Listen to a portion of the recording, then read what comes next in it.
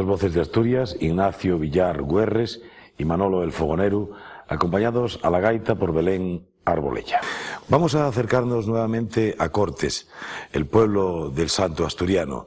Y allí, precisamente, delante de la casa donde nació el santo, un cantante asturiano le dedica una canción. No es la primera vez que una tonada asturiana tiene, pues eso, un texto dedicado a algo especial.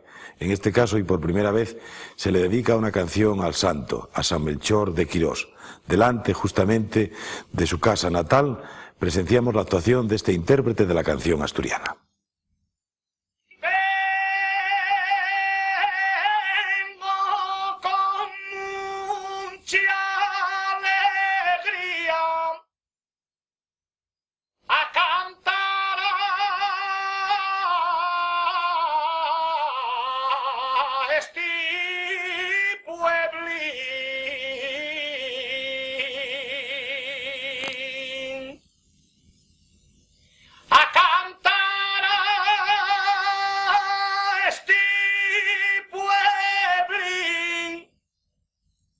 Que aquí nació un asturiano que en Roma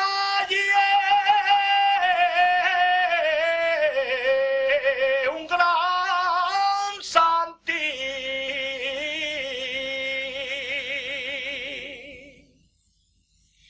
y en esta casa nació.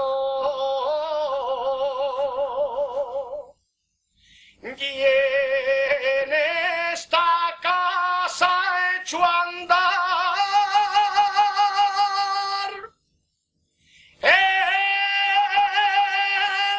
hermano Fray Melchor, que en Roma está.